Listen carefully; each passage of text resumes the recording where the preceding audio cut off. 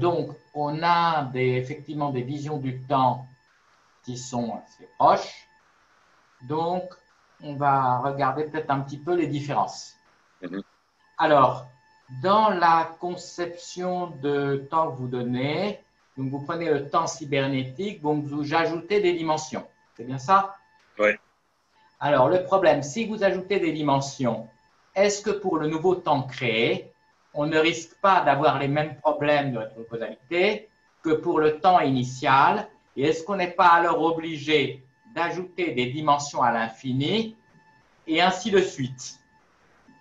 Non, non. Alors au niveau des problèmes de causalité, oui. C'est-à-dire que en fait, le modèle que je propose ne fonctionnerait pas sans la rétrocausalité. C'est-à-dire pour moi, la causalité, elle est à double sens. Elle est à double sens.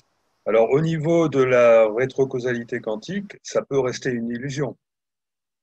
Il n'y a pas besoin de rétrocausalité en mécanique quantique puisque on est quasiment hors espace-temps, tout est simultané. La notion de rétrocausalité quantique, j'admets qu'elle puisse être illusoire. Par contre, là, on est sur une description de l'espace-temps qui est macroscopique. Et lorsque l'espace-temps évolue de manière macroscopique dans le futur, on est bien obligé d'imposer, je dis bien d'imposer, hein, c'est pas une démonstration, une rétrocausalité macroscopique. On est obligé de conserver la cohérence et donc la rétrocausalité macroscopique s'impose. Voilà, c'est ça la différence. Voilà. Pour le temps cybernétique, il n'y a pas de rétrocausalité, sinon on va être obligé d'ajouter un autre temps cybernétique et ainsi de suite.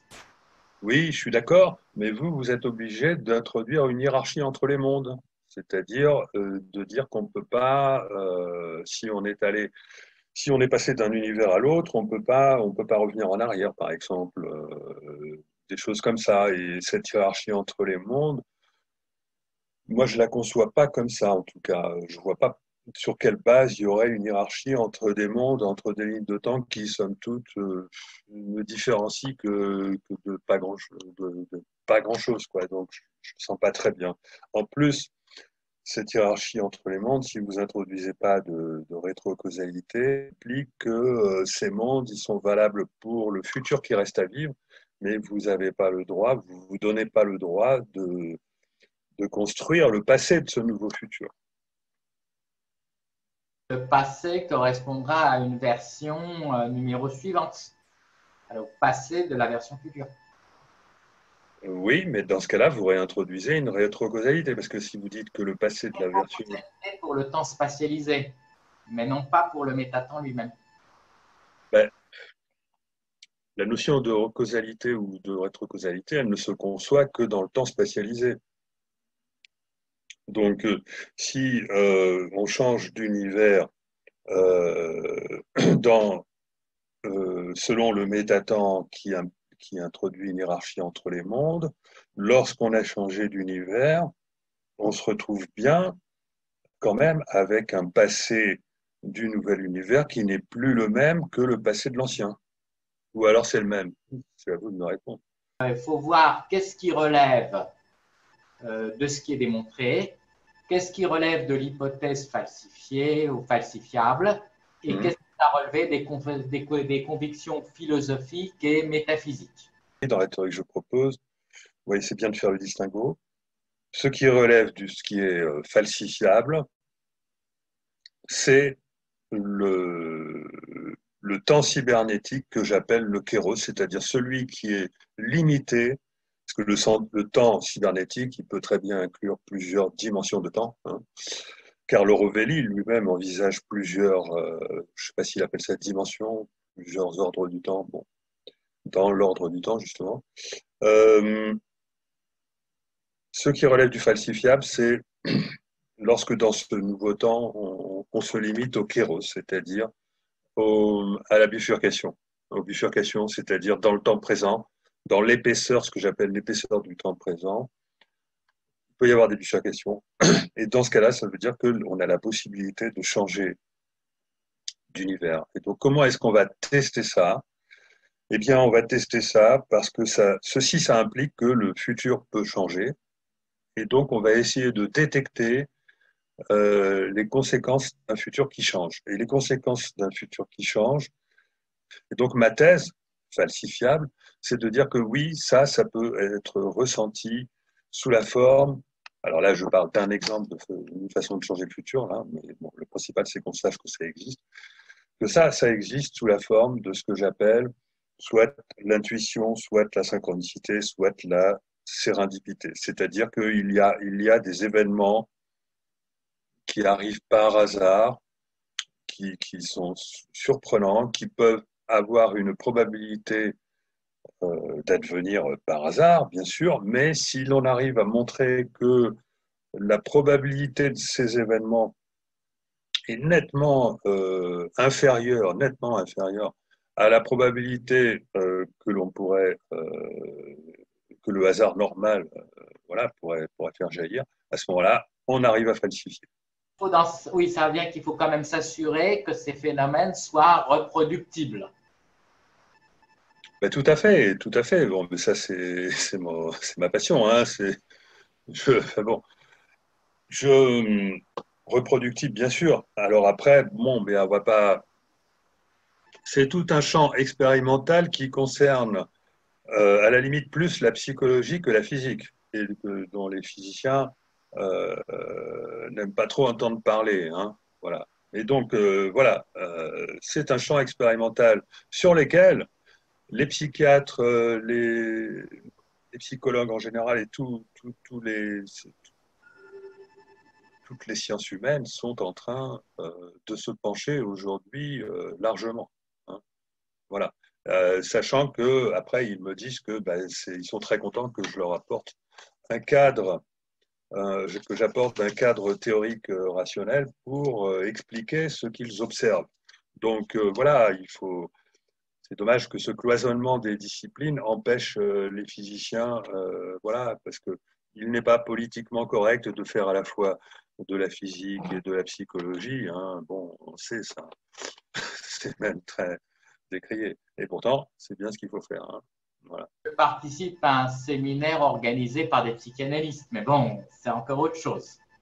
Voilà, vous devez quand même être au courant de cette espèce voilà, de cette difficulté. Oui. Alors après, il y avait un moment où vous avez parlé d'une divergence concernant le paradoxe temporel. Alors voilà, justement, donc pour moi, il n'y a pas de problème du grand-père. On peut aller dans le passé pour chercher à tuer son grand-père, sauf qu'on n'y arrivera jamais à cause de la rétrocausalité, c'est-à-dire à cause de l'influence du futur. C'est quand même pas loin d'une sorte de protection chronologique, ça. La rétrocausalité est le meilleur système de protection chronologique pour préserver la cohérence de l'espace-temps. Et comme on sait que aujourd'hui, de plus en plus, puisqu'il y a des publications qui disent que les trous noirs, non, les trous de verre peuvent être traversables, si on vit dans un univers où les trous de verre sont traversables, ne serait-ce que par un petit peu d'information, il y a sacrément intérêt à ce que la rétrocausalité soit présente pour empêcher le collapse. Ça, c'est clair que l'histoire du paradoxe temporel est prise très au sérieux par les physiciens. D'ailleurs, rien que le mot protection chronologique, ça donne déjà tout son sens.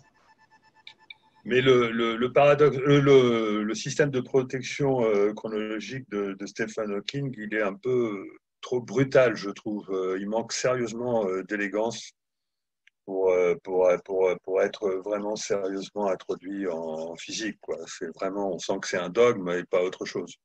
Alors que la rétrocausalité, c'est quelque chose quand même de beaucoup plus élégant. Et en plus, à partir du moment où on accepte ça, on élargit le cadre de la physique et on arrive à rentrer dans des choses subtiles qui rendent la physique encore plus passionnante.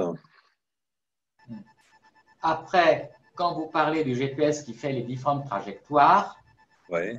vous savez que par exemple, une feuille de papier de dimension 2, enfin, si on schématise, même si ce n'est pas physique, mais l'ensemble des trajectoires possibles, lui, est un espace de dimension infinie. Alors, oui, alors je vais vous donner mon point de vue sur la question. On vit dans un espace-temps de dimension infinie. Si on veut décrire toutes les réalités possibles à vivre, on va arriver à un espace-temps de dimension infinie. Je vous explique pourquoi. Parce que dans notre multivers actuel, si on change de ligne temporelle pour passer dans un autre univers et suivre une autre ligne temporelle, je dis que le passé a changé et donc à ce moment-là, ok, il n'y a pas de problème, je reste dans 6 dimensions pour arriver à décrire toutes les lignes temporelles possibles. Voilà. Sauf que si je dis le passé n'a pas changé, eh bien, je vais être obligé de rajouter des dimensions, mais jusqu'à l'infini, pour arriver à décrire un univers dans lequel jusqu'à un certain temps, jusqu'à un certain point, je suis sur une branche, et puis à partir d'un certain point, je suis sur une autre branche, et puis un certain temps après, je suis sur une autre branche, etc.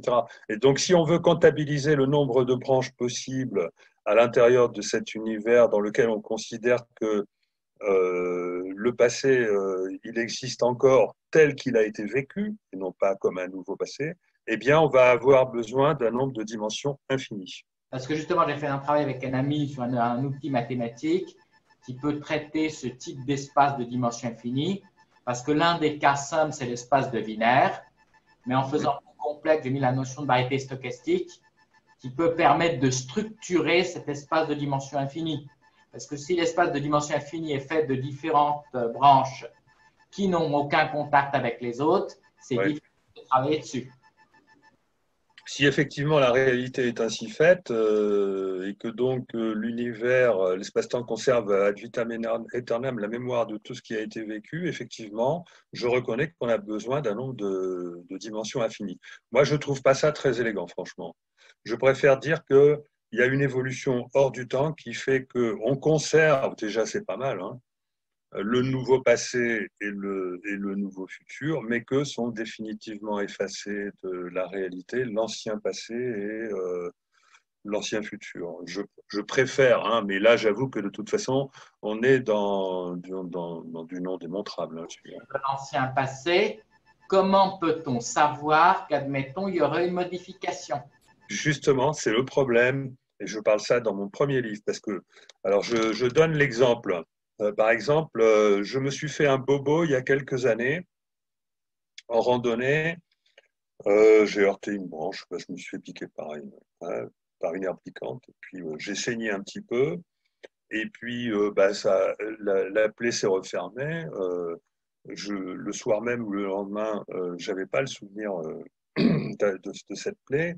Rien, aucun observateur, rien n'a été mémorisé à ce niveau-là. Et donc, j'ai le droit d'inventer. Donc, je me retrouve à 24 heures ou 2 jours après avec un passé dans lequel, si jamais je dis que je me suis fait piquer, ça devient une invention. Ça devient puisque tout est parti, il n'y a plus rien à été mémorisé. Si jamais je témoigne du fait que on peut raconter n'importe quoi dans ce cas-là, puisqu'il est possible que, compte tenu de l'espace-temps, cela ait été vécu. Donc on a un problème là, parce que ça veut dire que si on n'accepte pas l'idée qu'il y a un nouveau futur et qu'on doit oublier le nouveau passé et qu'on doit oublier l'ancien passé, on en vient à accepter que les gens inventent n'importe quoi sur leur passé. Vous avez des exemples? Je ne dirais pas que ça expliquerait quelque chose, des choses qui sont connues en psychiatrie, mais bon, c'est possible. On peut, c'est tout. Bon, mais là, je sais pas, je suis pas vraiment compétent. Ce que je veux dire, c'est que le fait de dire qu'on vit dans un univers à dimension infinie parce qu'on accepte, parce qu'on veut décrire tous les anciens passés possibles, ça conduit à ce genre de choses gênantes. Voilà. Alors, en fait, dans ce que j'essaie de mettre en place, je dis qu'on avait l'illusion du temps quand le métatemps et le temps spatialisé semblent coïncider. Par exemple, en théorie quantique des champs, tant qu'on ne fait pas intervenir la gravitation, parce que la théorie quantique des champs en présence de champs gravitationnels, c'est encore pas très, très au point. Dans ces cas-là, on n'a pas de phénomène de rétrocausalité. Pour qu'il y ait quelque chose qui puisse y ressembler et qu'on arrive à distinguer le temps et le métatemps, on a besoin de faire intervenir la gravitation et de la mélanger au quantique. Oui, sinon, il n'y a rien de tel sinon le métatemps et le temps ne se distingueront pas. oui, je suis d'accord. Mais en fait, justement, ça rejoint ma pensée. Et là, je m'inspire de Roger Penrose, qui lui considère que la conscience est de nature quanto-gravitationnelle, qu'elle est liée à la structure intime de l'espace-temps, c'est-à-dire ce qui veut dire que l'information de la conscience, elle est codée sous la forme de gravité quantique, et que c'est cette gravité quantique qui est capable de modifier nos lignes temporelles et donc en entraînant par exemple le phénomène de rétrocausalité, le vrai. Donc j'abonde dans votre sens. Et ce n'est pas l'information quantique au sens de superposition d'états qui va permettre de faire émerger la rétrocausalité, parce qu'à ce niveau-là, c'est une fausse rétrocausalité qui n'a pas lieu d'être puisqu'il n'y a pas de temps. En fait, on n'attend pas un certain temps entre un événement qui se passe dans le futur et qui a une conséquence dans le passé. C'est simultané, parce que c'est hors espace-temps. Le temps, il est créé par le cerveau. Par contre, la gravité quantique, si elle joue effectivement un rôle dans le cerveau, on doit pouvoir arriver à montrer dans la physique comment est-ce qu'on arrive à faire émerger le temps via la gravité quantique.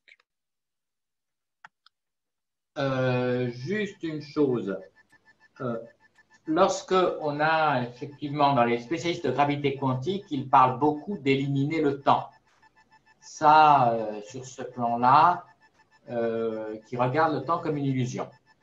Le seul endroit où effectivement je sentirais qu'il y a une dynamique qui s'installe pour le moment, c'est dans le phénomène de ce qu'on appelle la réduction du paquet d'ondes.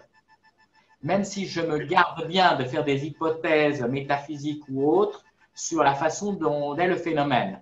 Le phénomène de la réduction du paquet d'ondes est un phénomène que je ne connais pas, que je prends tel quel, mais effectivement, c'est quelque chose qui s'ajoute et qui n'est pas dans les équations. Tout à fait, mais on a le même problème avec la décohérence, hein. Puisque la décohérence, elle aboutit aussi à un multivers, puisque dans la décohérence, il y a une seule réalité qui apparaît, mais mais il y a des choix qui sont faits. C'est le même problème. Dans mon dernier papier dans Annals of Physics, je dis que il n'y a pas grande différence entre la décohérence macroscopique et la réduction quantique du paquet d'ondes. Je sais qu'il y a des différences mathématiquement parlant. Bien sûr qu'il y a des différences, mais en fait, ces différences pourraient s'expliquer par le fait que on a dans le cadre de la quantique, d'une observation quantique, l'apparition d'une seule réalité, elle est instantanée, tandis que dans le cas macroscopique, l'apparition d'une seule réalité prend un certain temps. Voilà. Et je ne suis pas parmi ceux qui disent que la conscience intervient dans la réduction des états quantiques, comme Penrose, hein. La réduction en une seule réalité au niveau quantique, je ne vois pas comment la conscience interviendrait là-dedans, enfin en tout cas pas la conscience, enfin je vois pas. Par contre, pour moi, la conscience intervient dans le choix d'univers fait par la décohérence, dans la mesure où la conscience intervient dans son épaisseur de temps pour faire les choix. Alors ces choix peuvent être conditionnés et rester illusoires, ça ok, mais disons qu'il y a quand même cette potentialité. Dans la décohérence, les termes non diagonaux de la matrice de la matrice densité vont effectivement tendre à s'annuler. Par contre, quels sont les coefficients qu'on va prendre, ça, c'est pas vraiment expliqué par la décohérence. Voilà, tout à fait. Donc là, c'est quand même un problème. Ah bah oui, c'est un problème. Et donc, moi, je rejoins la théorie d'Hervé Zwirn et son solipsisme convivial qui consiste à dire que notre réalité, en fait, elle est quantique par essence. C'est-à-dire que nous vivons dans un multivers à tous les niveaux, à toutes les échelles, nous vivons dans un multivers. Et c'est la conscience qui, par l'intermédiaire du cerveau, nous amène à vivre une seule réalité. Alors, ma différence avec Hervé Zoumer, lui, c'est que lui qui dit que ce processus, il est déterministe. Donc, du coup, il n'a pas besoin effectivement d'attribuer à la conscience un potentiel de choix. Lui, il ne dit pas que la conscience choisit, il dit que c'est un processus déterministe du cerveau qui dépend de la mémoire qu'il y a dans le cerveau.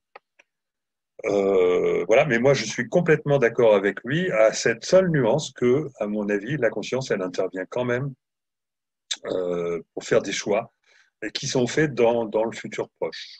Mais en fait, dès que vous parlez de choix, vous n'êtes pas très loin déjà de la réduction du paquet d'ondes. Parce qu'en fait, la réduction du paquet d'ondes, c'est choisir les valeurs. Oui, Après, de toute façon, là, on touche des choses et des hypothèses qui, pour le moment, en tout cas pour un bon moment, sont difficilement falsifiables. oui, oui, tout à fait, mais c'est vrai que c'est difficilement falsifiable, mais on peut trouver des angles d'attaque intéressants dans d'autres disciplines, hein, dans les sciences humaines, hein. Pour la physique, évidemment, je suis d'accord qu'on ne voit pas trop quelle expérience on va faire pour montrer pour différencier le cerveau et la conscience, ou voir comment la conscience choisirait un état. Bon, ça, je ne vois pas non plus, hein. Merci beaucoup. Hein, j'ai été très content de faire cette discussion. J'avais vu sur votre site où il y avait une vidéo où Hmm. vous posez à Alain Cohn la question sur le passé qui bouge encore. Oui, Savez-vous qui c'était? c'était vous. Exactement. M'en doutais. Bon, Hmm. ok. Bon, ben, j'ai été très heureux de faire ta connaissance, Anatole, et très heureux de voir qu'on peut échanger malgré nos grandes différences. Je crois que tu es mathématicien. Moi, je suis plutôt un ingénieur, on va dire. Ton approche, elle est donc là, tu fais preuve d'une grande ouverture d'esprit. Euh, et je suis très content qu'on ait pu réussir à échanger sur ce sujet. Je sais que échanger avec moi, c'est pas facile parce que je suis quelqu'un qui va sur le terrain métaphysique et les scientistes n'aiment pas ça en général. Donc, je te remercie pour ce courage, d'une certaine manière. Et voilà, et donc je suis très heureux de cette conversation qui, j'espère, en plus, va forcément intéresser des gens du monde scientifique, hein, puisqu'on aura pu justement mettre sur la table un certain nombre d'interrogations qui sont purement scientifiques, hein, sans aller dans la spiritualité, ou sans même vraiment aller dans la métaphysique, hein. Moi, cela dit, j'encourage quand même les scientifiques à y aller, parce que franchement, ce distinguo, ces frontières entre disciplines, et cet empêchement que la physique se fait, hein, à travers ses chercheurs de dépasser les frontières, franchement, c'est ballot, quoi, hein. C'est même un peu gamin, je trouve que c'est pas très responsable. Voilà.